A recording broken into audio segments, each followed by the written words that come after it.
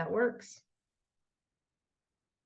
Welcome, welcome, welcome to the Radical Recovery of Self podcast. I am licensed spiritual practitioner Hilary Sepulveda Brown and PhD candidate for metaphysical science. I am here with a woman that truly changed my life through the Radical Recovery of Self program.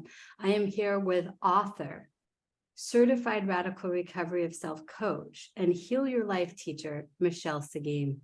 She specializes in helping adults and teens heal from trauma, loss, chronic pain, and fibromyalgia.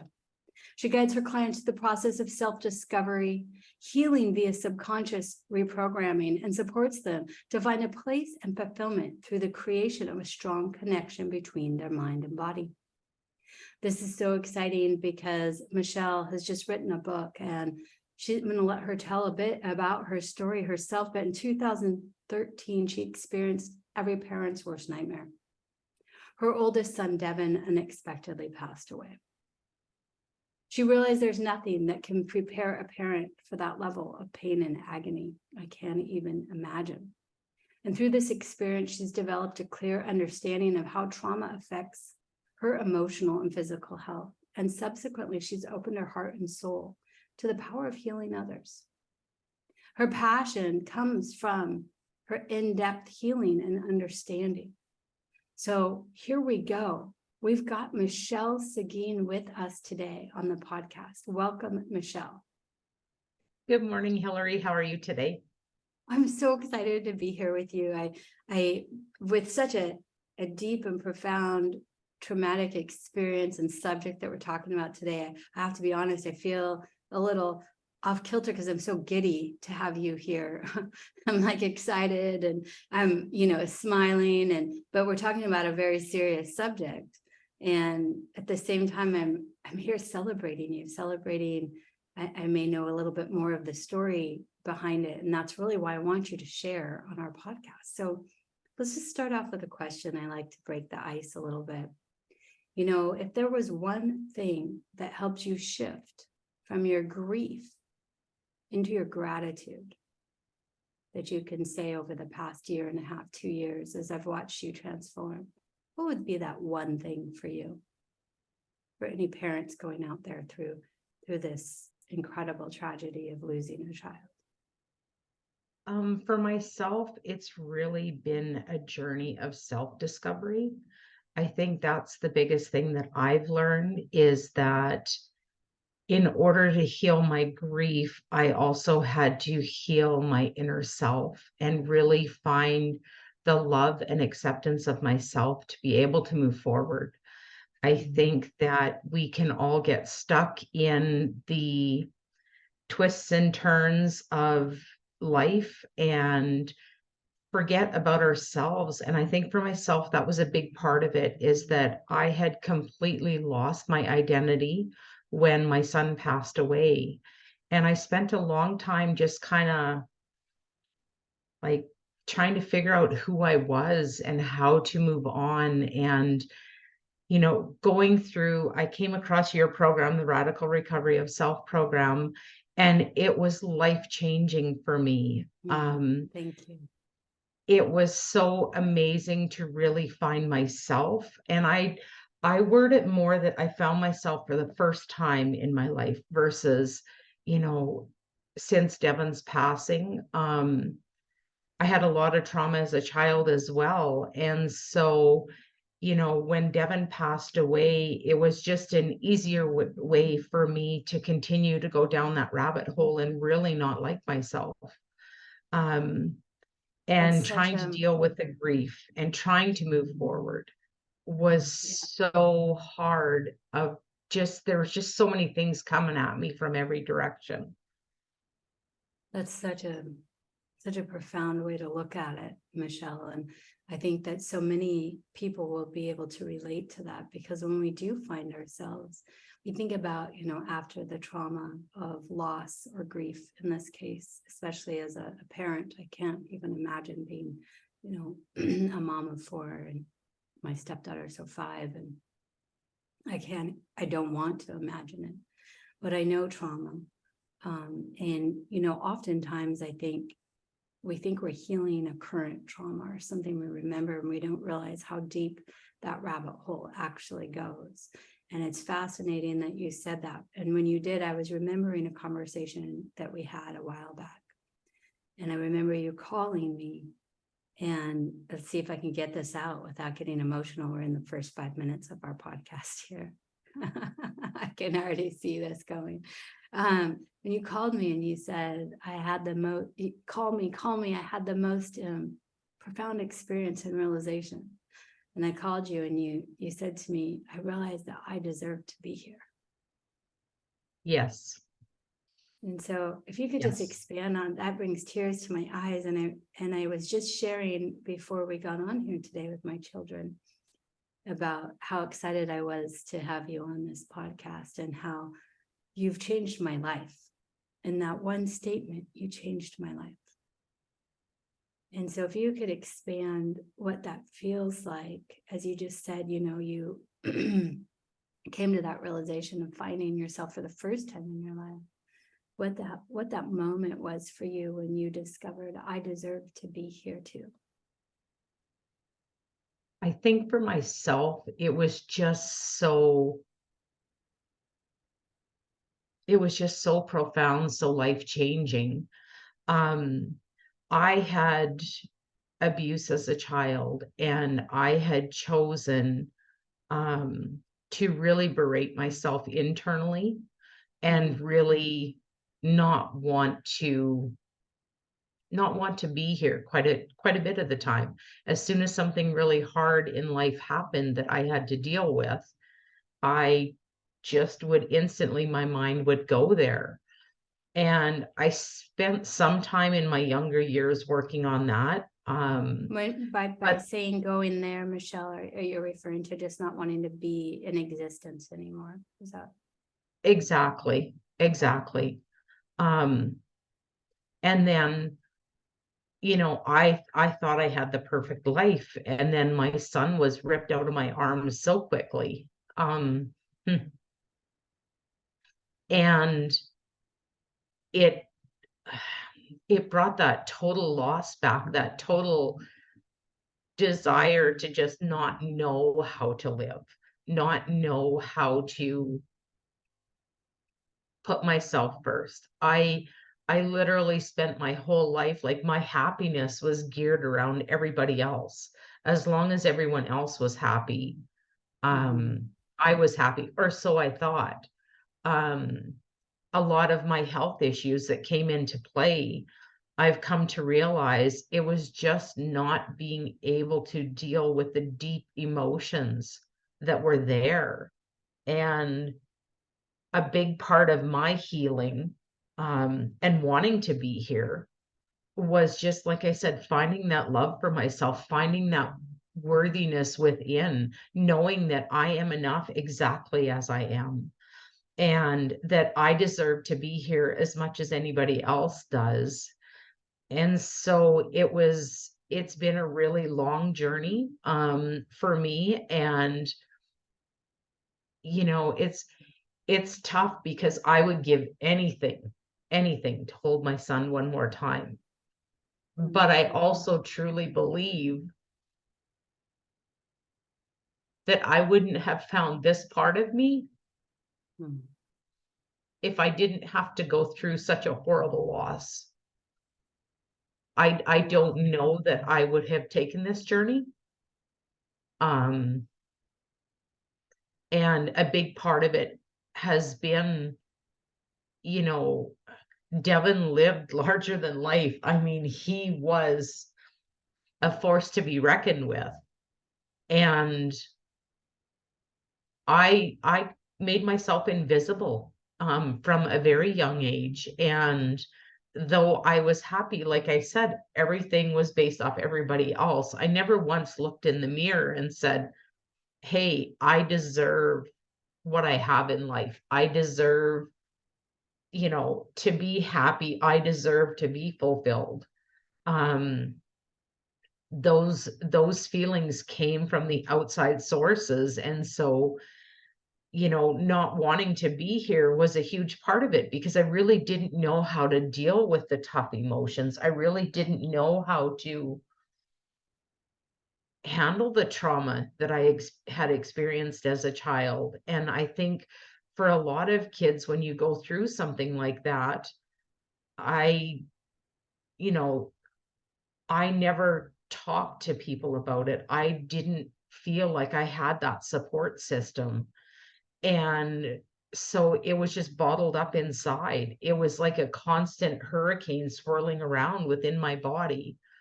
And, you know, so when things tough happened, it was easy to automatically go to, I just don't want to be here anymore. Um, I, when you were just saying that, I was thinking about that. This is such a sensitive subject for so many. And I do want to say that if anybody is experiencing this, please reach out. I'll put all of the resources below in the podcast notes. But one of those things that I've found in speaking and being in coaching and being a therapist for quite some time, Michelle, is, without the tools, we do go to that resource, right? We just want the pain to end. And it's not necessarily, and maybe you can expound on this as well, but it's not necessarily that we want life to end, or it's more of the pain is unbearable. And when you say that about how you can see now that if you had not gone through Devin's passing, would you notice that you were worthy because you were giving so much from yourself?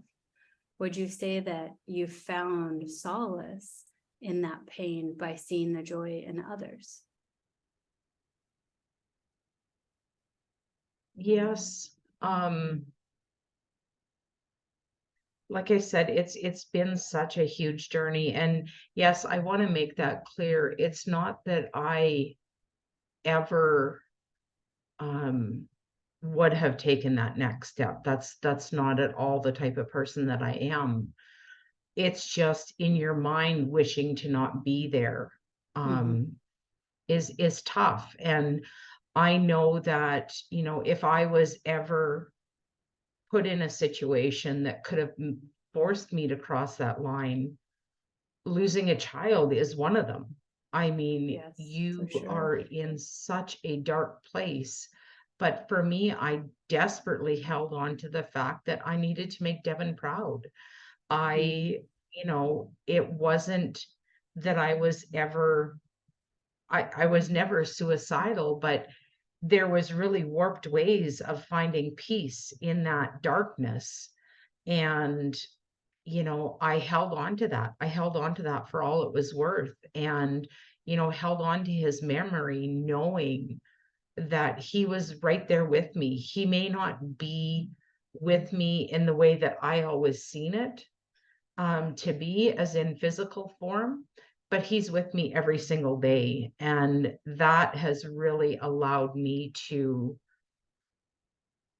go to those deep places. And that is the birthing of this book, is Yes. to really really go to those deep dark places, and and recognize the whole process, the whole journey that I've been on, and how Devin is still here with me. I mean, he is right by my side all the time, and I can feel that.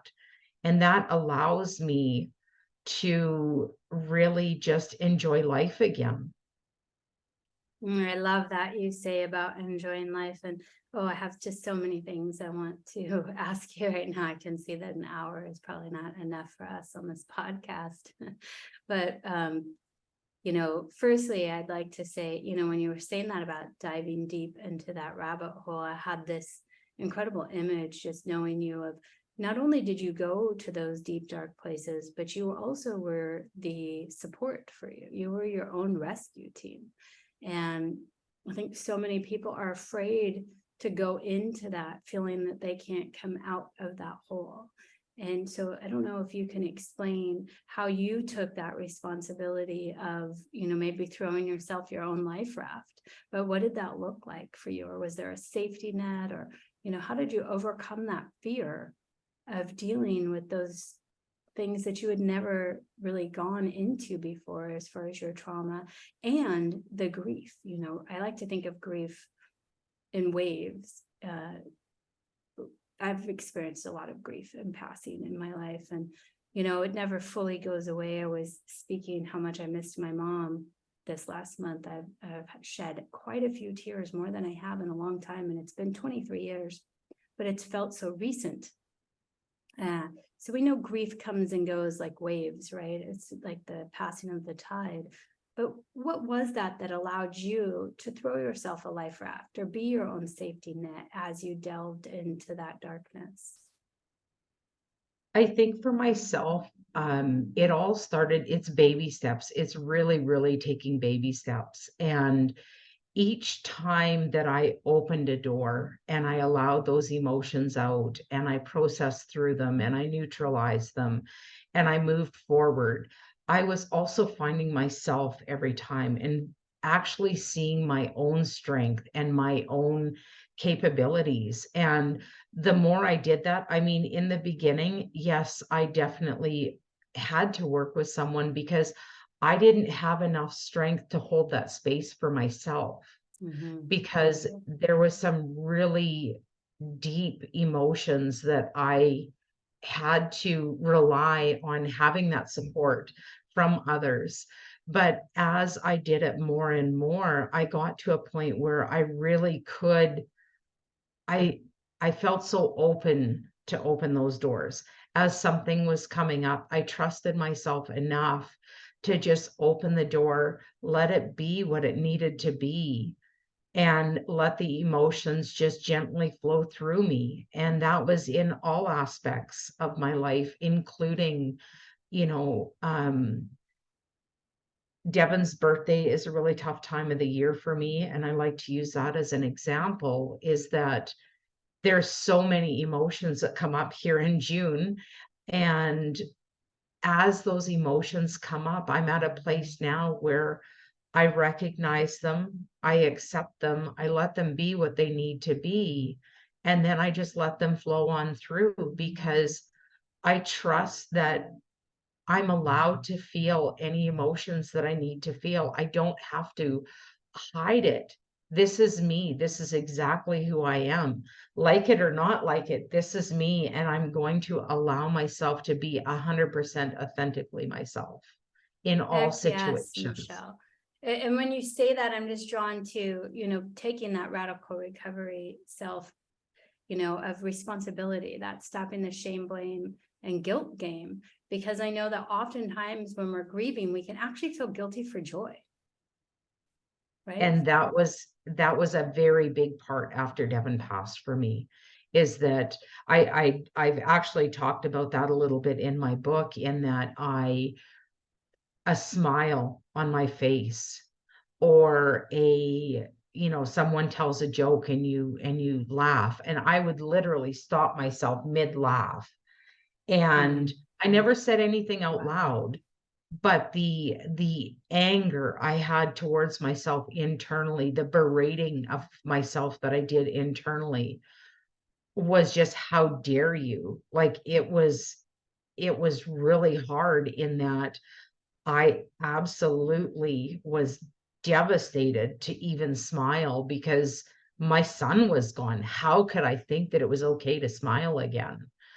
And through the radical recovery program, I've really learned that I am okay to smile. I am okay to be happy. Yes. Devin would want me to smile and be happy, and that's okay.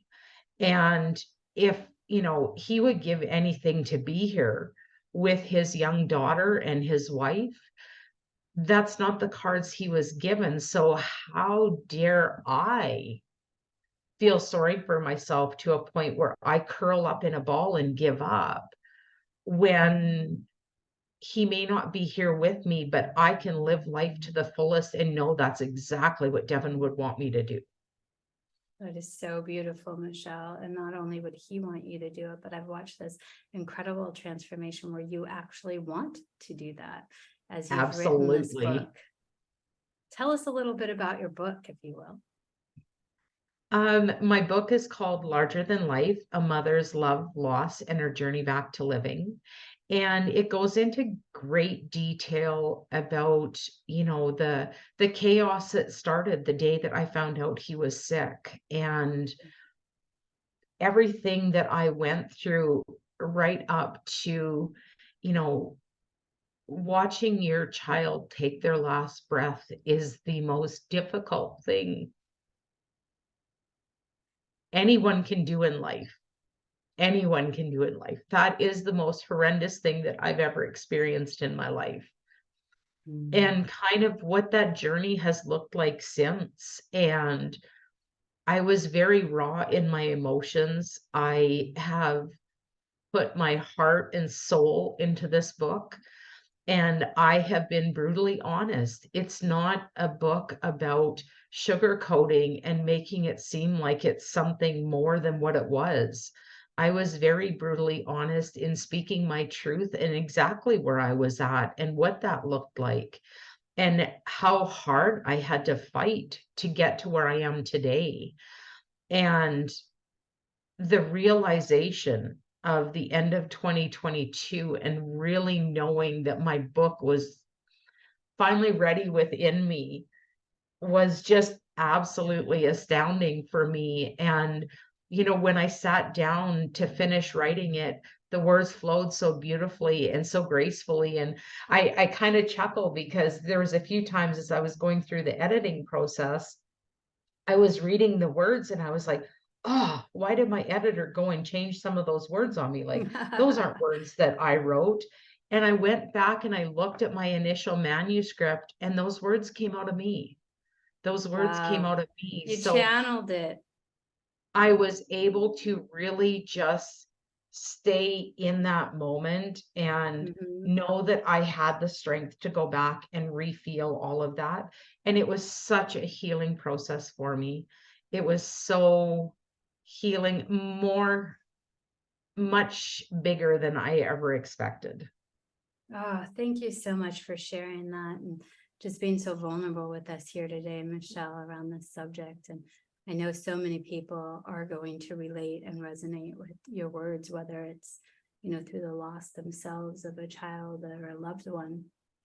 These words are so important that you're sharing and the steps that you took. I'm really excited to read this book.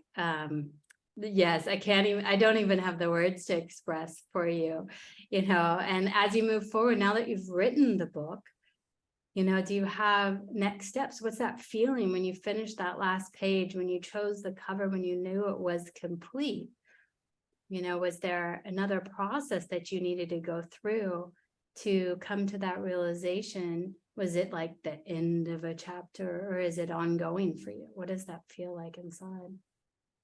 I think for me, it's really just a continuing healing of my journey through the loss of a child. I Mhm. haven't had the chance to really catch my breath yet. There's been so much going on with the book still. But the growth has just been astronomical. And I think that for a little bit, that growth is going to continue. It's big to get the book done, but it's a whole other level to release it out to the world and to Oh, yeah. allow my voice to be heard, right? Um, and so right now, I'm just kind of sitting with that and accepting it for what it is.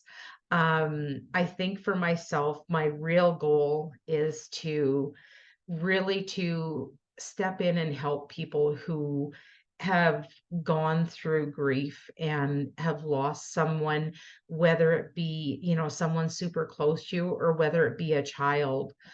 I think that I can offer them a level of understanding that I felt I didn't have in Devon's passing. I felt very judged and very expected to grieve in a certain way. And I think that definitely allows me to open myself up in a different way than what others could because I've experienced it. I've experienced my worst nightmare. And so I really want to help others. I want to help others who have chronic pain issues, you know, I always looked everywhere else for what was causing that versus looking within. Well, I was And just going to ask you that about the creative process when you were, that was going to be my next question, when you were saying about how you should grieve, you know, and us conforming to what we think others expect from us, and knowing that you have fibromyalgia and that you have, you know, autoimmune that you go through. What does that process look like now that you understand the creative process, and knowing the creative process for our listeners is, you know, our belief system, what we're formed to believe, whether that is limited beliefs or, you know, unlimited truth, whether that, however that is, that forms our thoughts. And those thoughts can often look like how we conform to the outside world, you know, and to what I like to call that infinite spin out, but they also can be positive, and they form those feelings inside that gut, right? Our third brain, where we hold 95% of our serotonin inside our gut feelings, into our emotions and how we express that outside. So understanding that creative process and what you just touched on with autoimmune, what does that look like when you say, I've never thought about looking within? How is that process working? I think that for myself, as I learned to start looking from within and really realizing that a lot of my fibromyalgia pain in particular, um, to me, it was very much because I could not deal with all levels of emotion that came in around the Mm, traumas that I had experienced. right. I dealt with surface level traumas, and the rest of it, I just tucked deep within and I closed that little door and I left it shut. I feel like my body could handle pain, but it could not handle the level of emotion that I was feeling. And so over time, for me in particular, I feel like my body masked the emotional stress I was under and the inability to deal with those deep emotions through pain. I could handle the pain, I could work through the pain, but emotionally, I couldn't go to those deep places. And so, Do you go think ahead. that the pain is something that you could handle because it was something that you could tangibly feel? It was, you know, we talk a lot about being the cause versus the effect, where the pain is the effect, and a tangible thing that we can wrap our minds around. Does that resonate for you? Yes, Why maybe? Yeah. yes, it does. I really feel like that pain was my way of coping as best I could. Hmm. It, you know, and just like I said, pushing those deep emotions deep within. And over the years, I mean, I've got 50 plus years of doing that. And so I think that it finally just came to a head where, you know, my body said enough. Like the pain, I spent close to 2 years from a fibromyalgia flare up on bed rest. Wow. And I really had to, and it was funny because the whole time that I was on bed rest, I never once went, "Oh, what's causing this?" Mm. And so as I started to heal and I started to go within and open those doors, I got to the point where I realized that at a very young age, my body knew that I could handle pain, but I couldn't handle the deep levels of emotion that were flowing through me. And And so, also maybe because you were so young, and projecting a little bit here on my part, but because you're so young, we don't have the tools to understand that we are the cause, right? In knowing that, right? We understand the feeling of the emotion, the effect of the pain, but don't know how to get to why we're feeling it. And it tends to just progress over and over, those belief systems. I'm good at handling. Listen, I had a limited belief of I'm good at death, because I had so many, so many dozens, you guys, in less than 8 years. I lost over 2.5 dozen people that were very close to me in less than a decade. And I remember saying to my son, this keeps happening to me because I'm good at death. And he said to me, please stop saying that. And it was in that moment that I realized I wasn't causing other people to pass, but I was causing in the relationships of those passings, where you're speaking about pain, right? When we believe that we are good at dealing with pain, we cause ourselves to be in relationships or situations where we experience pain because we know we can cope with that. When in reality, there's usually an underlying belief there. And that is why I love the creative process, because understanding universal law, perfect health, things like that, and limited beliefs. I always think of limited beliefs as these screenshots. I used to say scanners, but who uses scanners, right? We're going to age ourselves, right? So screenshots of whatever that traumatic event or decision that we make, we just take that screenshot in that moment. And anytime something similar pops up, we think we know because we have a screenshot file of that similar thing. And so it instantly brings out that effect within us. I love how you speak about that. So understanding that, was there ever a moment or a certain belief where you began to realize your health? I say we have this body, but we're not this body. We're these infinite beings, and perfect health. The law of perfect health is always one I find snags people up a bit because they think they have to be in perfect health. Well, what is perfect health? So if you would answer that two-part question, was there a screenshot that you found that caused you to be in pain? And what is perfect health? What does that universal law of perfect health mean to you, Michelle?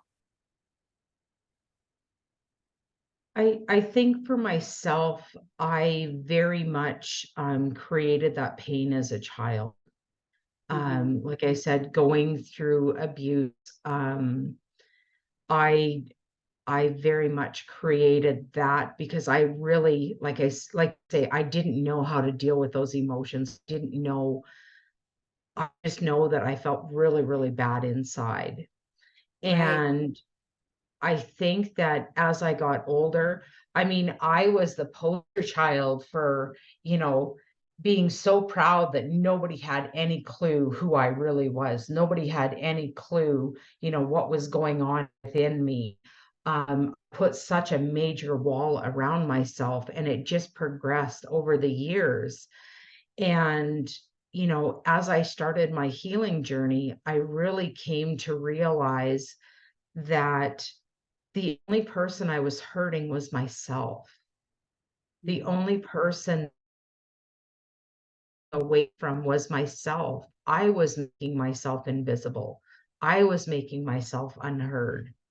I was allowing myself to just give for everybody else and not keep anything for myself. I was the one depleting my own tank. I was the one who was really the creator of my life. And that was a big part in that realization of just saying, wow, okay, now how do I fix this? Because that's a big part of it. It's like once you realize that you don't want to do that anymore, but you're so programmed into that.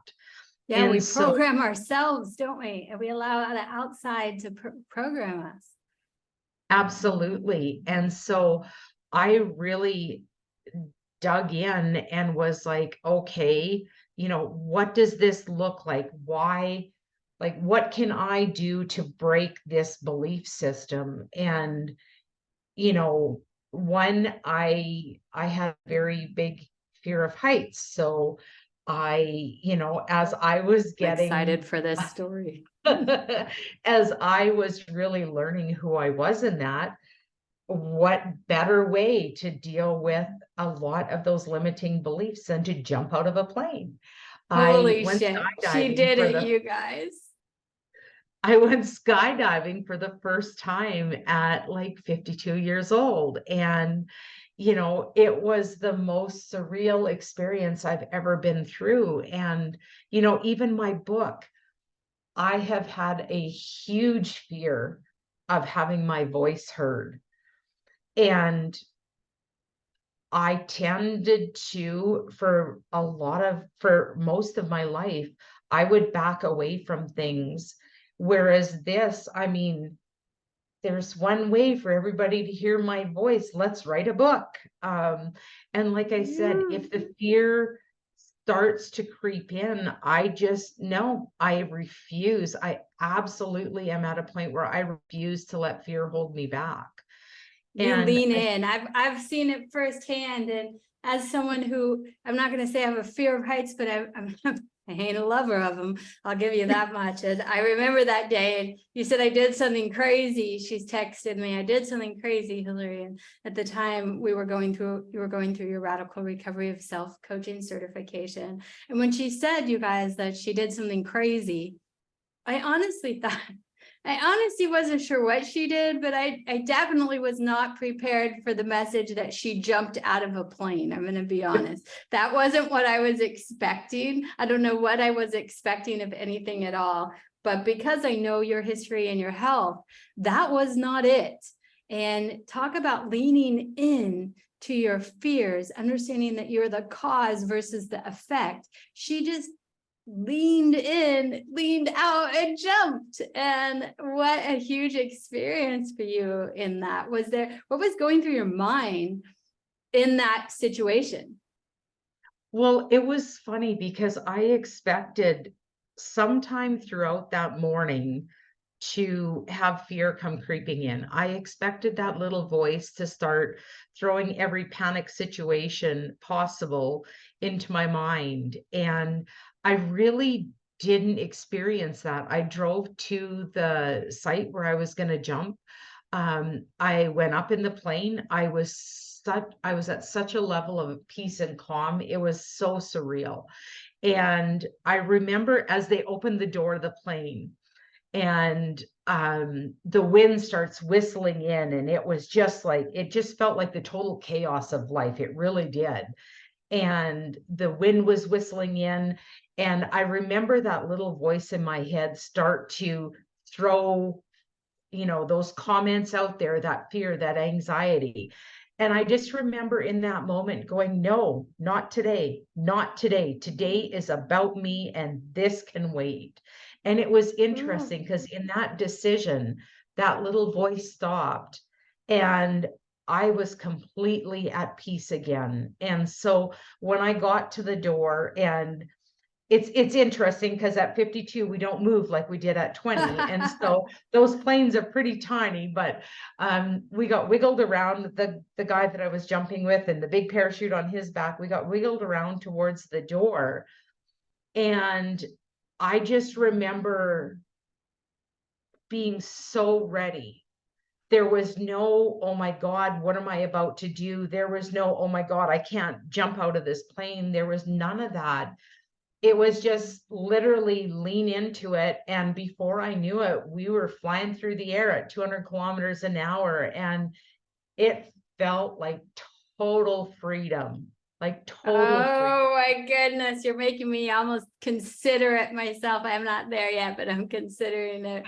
Just listening to you describe that is so beautiful. Michelle, I want to ask again, we were talking a little bit about the law of perfect health. And I want to be clear for all of our listeners out there, when we're talking about perfect health, we're not saying that you are the epitome of what society says is healthy, right? What we're talking about is the law of perfect health is the creative process, right? We are the creators of our health.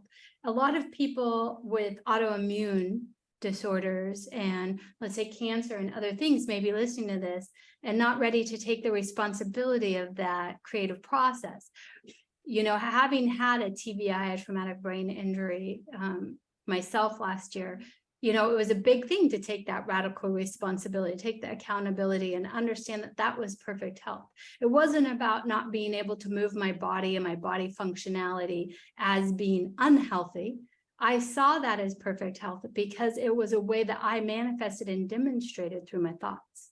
It was understanding that I could still teach radical recovery, and as we did together, you know, as one side of my face was a little bit more lopsided when I was teaching you guys, and I'd have to repeat my words, and I'd use weird words instead of the, you know, a lot of the time, for those of you that weren't in the classes, these listeners, you know, it was like shooting an arrow at the bullseye and missing the target altogether. And I'd say things like sync instead of consciousness, and my brain just was working its way back. The thing of it is, when we talk about perfect health, is understanding that in that moment, that is perfect health. In that moment, you are exactly where you need to be, much like you were saying, going through all of this with Devin is what has brought out, as we're hearing this joy and this new joie de vivre, right? The joy of life that you have to live today, which didn't exist even while Devin was alive. And to me, that really is what the definition of perfect health, the law of perfect health. It's being where you are in the moment, and seeing that moment as perfect because you have created it. I don't know if you agree with me on that, but I just wanted to bring that up again. Yes, I definitely, there's obviously, as a parent losing a child, there's certain boundaries that I still put on myself as far as, you know, how I can word certain things. Because yeah, losing a child, it's hard to, in some ways for me, I still kind of separate the two. That's where I'm at, but that's perfect because that's where I'm at. I Exactly. understand That is that. the perfection, isn't it? Exactly. And I understand that, and I'm okay with that. And like you say, the biggest thing is just accepting yourself exactly where you're at, health in your life, and just really leaning into it and letting it be what it needs to be. If I have quit going to the negative space, and, you know, life isn't always rainbows and butterflies. You know, stuff happens in life, but really just accepting myself for where I'm at and going through those things now with ease and grace is how I like to word it. And just knowing the perfection of being in that place and being good with being in that place. And like you say, perfect health, what is the definition of perfect health? I mean, to me, I have perfect health now. And, you know, to the medical world, they may not consider it the same, but I do, because I am able to do everything that I want to do and more. You know, I go horseback riding now with my granddaughter. I play at the park with my granddaughter. You know, I am able to do all of those things. To me, that's perfect health.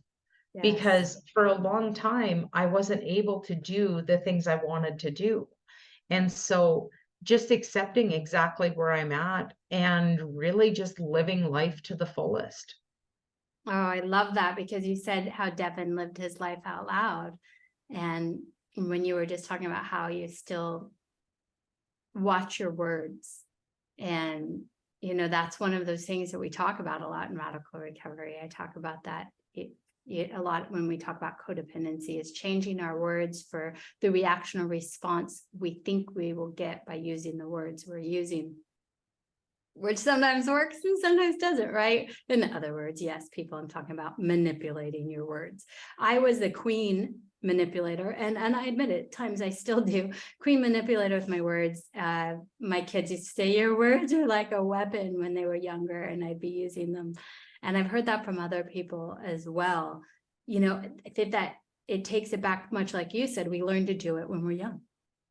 And we learn to change who we are, whether it is dealing with pain or using our words as our weapon. Coming from my background in my, you know, a domestic violence situation, I learned to use my words because I couldn't use my body.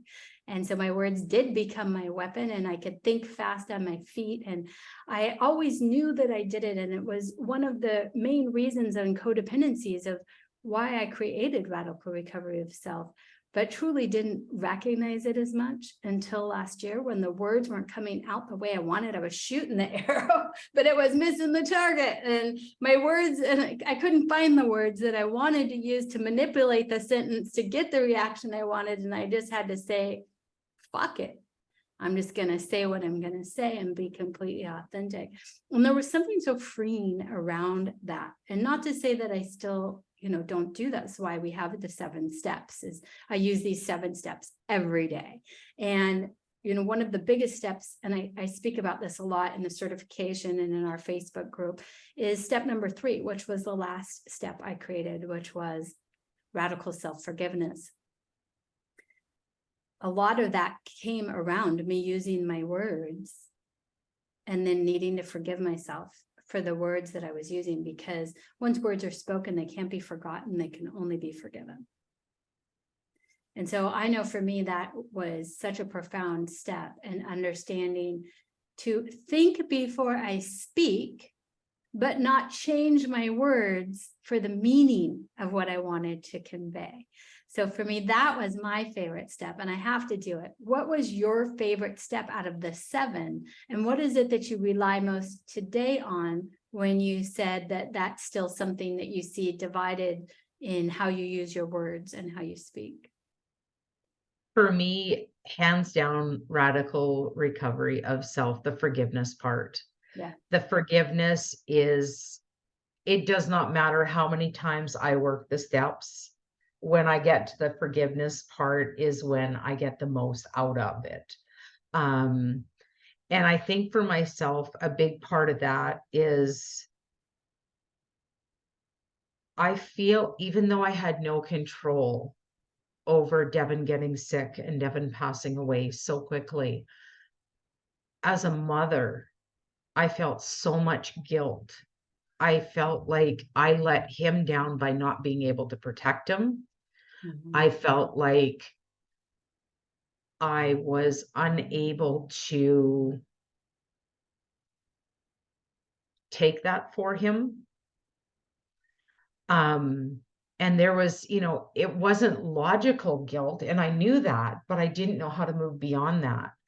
And the forgiveness part of the radical recovery program really allowed myself to forgive myself and accept myself exactly where I'm at. And the fact that I couldn't save him, I couldn't protect him as a mom. I did everything I possibly could. And just to really deep down forgive those emotions that were coming up and accept myself exactly for what I was able to provide him.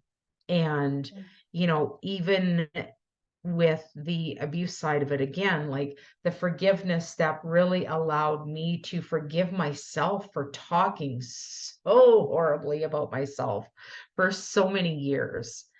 And, each time I get to the forgiveness part of the process, it's such a huge shift for me. It's not just a small shift. It's always such a huge shift, and has really helped me to get to where I am today. So that I am extremely grateful.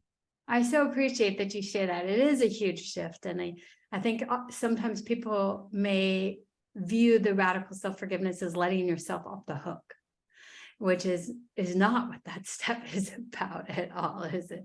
Because No. truly we're talking about, we forgive others, and as moms, it kind of comes with the territory that we forgive others, we say we're sorry, ho'oponopono, radical self-forgiveness. We have ho'oponopono Hillary style. Thank you, I love you, I forgive you, forgive me, fuck off, for healthy boundary purposes. Is there a statement, or is there one that you're open to? You've been so vulnerable and authentic with us today. Is there one moment or something that you said to yourself where you said, Michelle, I forgive you for? And what does that sound like when you go through that step for our listeners today?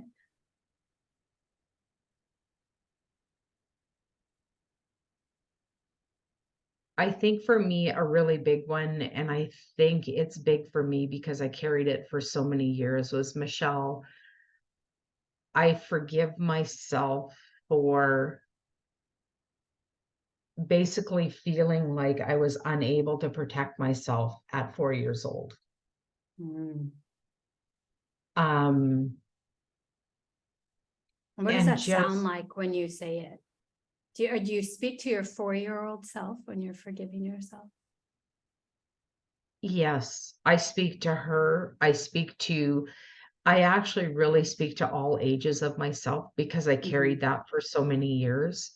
Um, and just really, letting her know that it wasn't her fault. She was 4 years old. How could she have protected herself from this situation, right? Yes. And in in forgiving myself for that, there was a lot of tears shed that day. I very much did just, curl up on the couch for a little bit and have a really good cry because that's what I needed to do. Um, and I really felt that forgiveness sink in. And, I'm very much type of person who, I do this healing and then I need to sit with it a bit and just really let it sink in. And it was big. It was big. It really allowed me to start to love all aspects of myself from every age. Oh, I love that you shared that. And I think it's such a prolific step, truly, to understand that we forgive ourselves. And no one truly knows how to forgive us better than we do ourselves. And then to allow, just like you would, in an argument or something with a partner or a best friend, to allow those emotions out so that they're not continually forming more traumatic beliefs. Michelle, it's been such an honor talking to you. I feel like we need another few hours here. I hope that you'll come back after the release of your book, Larger Than Life, A Mother's Love, Loss, and Her Journey Back to Living, and how your son's legacy led you back to yourself. I can't wait for the release of the book and for the world to read this story, the story of you recovering yourself through grief, through your son's Devin's loss. It's just such an honor to know you and have you in my life. You truly have changed my life through being in the Radical Recovery of Self program. Thank you, Hillary. And you've definitely changed mine as well. Such an honor. I hope our listeners thoroughly enjoyed this. Please, if you're going through any suicidal ideation, click on the link below, check out, get some help, call someone. You are supported, you are seen, and you are heard in the moment. Michelle, will you share with us your connections where we can find you? Yes, I can be found. My website is peacefulconnections.ca. And I have a Facebook page under Peaceful Connections as well. And email is msegan@peacefulconnections.ca. Wonderful. I will be posting that in the notes below. Again, that's peacefulconnections.ca, that you can find Michelle and her new book, Larger Than Life, coming out this month. This Pretty month, June exciting 28th. this month. Happy birthday, Devin. I love that my mom and Devin share a birthday. This has been such an honor, Michelle. Thank you so much for joining us. And thank you for listening to the Radical Recovery of Self podcast.